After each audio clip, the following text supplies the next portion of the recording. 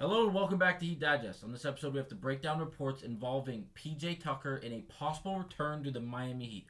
Also, a recap of the Miami Heat's dominating win over the Orlando Magic. But first, remember to subscribe to the channel, as 93.5% of you guys currently watching this aren't subscribed to the channel, and we are on the road to 1,000 subscribers before the NBA trade deadline. It'd mean a lot to us if you did subscribe, as we're working hard around here to produce daily content around the Miami Heat. Now let's get to it and break down if PJ Tucker is landing back in a Miami Heat uniform. Now the reason this is even news is because of this report from Brett Siegel from Clutch Points saying, and I quote, Tucker, who is looking to find a team wanting to utilize his services right now, would welcome a reunion with the Heat, sources said. However, Miami's financial situation would make pursuing his $11 million contract almost impossible, end of quote. Now, this is interesting. This is the rest of the report. It goes on to say that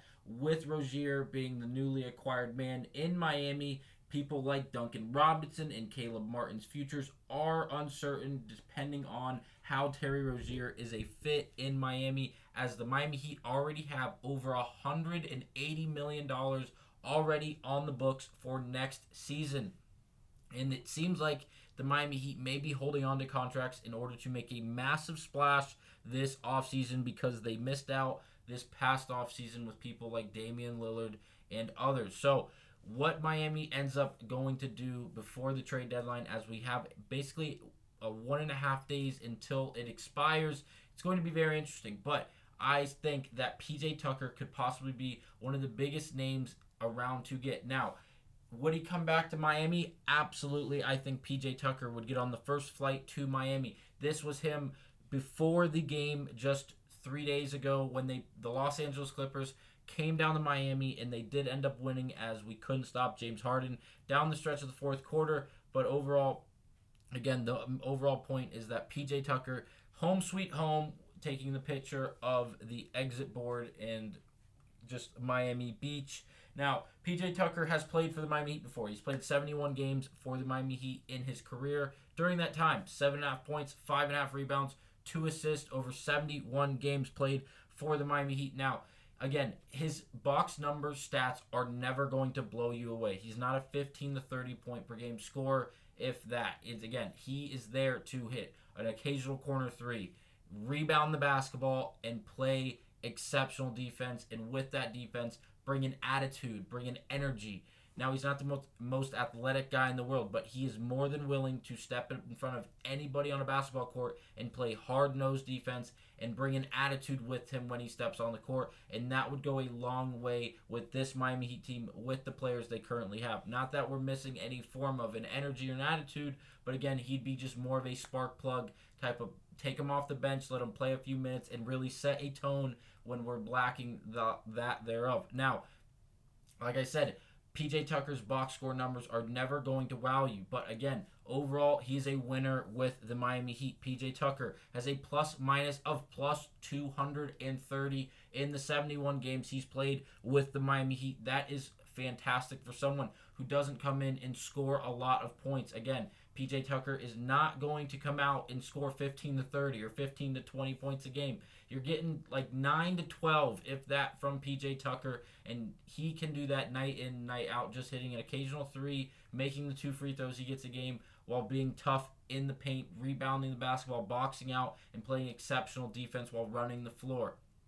Now, it is going to be hard to make this argument that we need another player, especially when we dominate teams like the Orlando Magic, who we were battling for first place with in our division. The Southeastern Division, we were we were a full game back from the Orlando Magic after we lost 7 in a row. We won 2 against the Wizards and the Sacramento Kings, and then the Clippers came to town, and we did drop another game, as the Magic have been on a 3-game win streak. We were 2-1 in our last 3. We were a full game back from the Magic, but tonight we were able to be victorious in a hard-fought game from start to finish for the Miami Heat, we dominated, to be honest with you. From the first quarter till the last, there was only a few moments during the entire game where the Orlando Magic seemed to be playing better basketball than the Miami Heat, and it was due to, in my opinion, the Miami Heat getting kind of comfortable in the sense that they were up 20 points. They were up 22 or 24 points, and we allowed 10 to 11, 12-point runs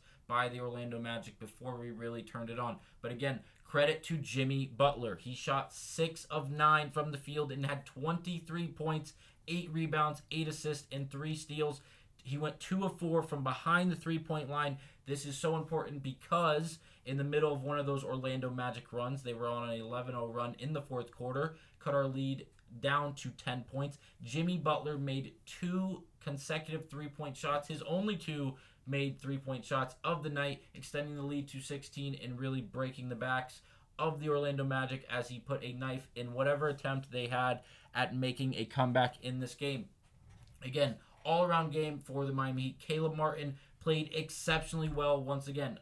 Not going to break the eyes with his box numbers, as he only had 11 points, 3 rebounds, 1 assist, and a steal, also a block, but he did shoot 5 of 9 from the field, 1 of 3 from behind the three-point line, and a plus-minus of plus 14. He really was an energy guy. He was hustling all over the floor, and he made a bunch of tough shots tonight. Adebayo and Hero both added 14. Rozier finally had a good shooting night for the Miami Heat, shooting 7 of 12 from the field, 18 points, adding 6 rebounds and 7 assists, a steal, while only having 1 turnover with those 7 assists, a plus-minus of plus 21. Terry Rozier, again, finally getting something to go down, as he's been abysmal from the field with this time in Miami, but while he wasn't shooting that well, he was willing to pass the basketball and he wasn't turning the ball over. Once again, he was able to do that with 7 assists and only 1 turnover in his 31 minutes of basketball played, and also his shot finally was able to fall, making 2 of 4 from 3 and 7 of 12 from the field, adding 18 points.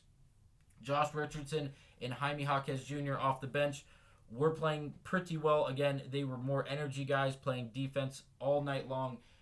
Josh Richardson added on 5 of 7 shooting, 3 of 3 from behind the three-point line, 13 points, 5 boards, an assist, and 2 steals, while Jaquez added 12 points, 6 rebounds, 2 assists, and 3 steals on the night, shooting 4 of 11. He did shoot 1 of 5 from behind the three-point line, but again, since coming back from that left groin injury, Jaquez hasn't been great from the field and really from behind the three-point line shooting-wise, but tonight did look really good for not just him, but the rest of the Miami Heat team. Rozier looked good. The defense looked good from start to finish, as we won the rebounding battle. We won the turnover battle. We won the points in the paint. We really dominated this game from start to finish. We also won the assist battle, which doesn't seem to be a rarity this season, as we've been very good at facilitating the basketball, especially as of late. So let me know down in the comments what you guys think. If Miami Heat could go get someone like PJ Tucker, what would that do to the team? Or let me know what you guys thought of this dominant Miami Heat win over the Orlando Magic. Thanks for watching. I'll see you on the next one, A Heat Digest.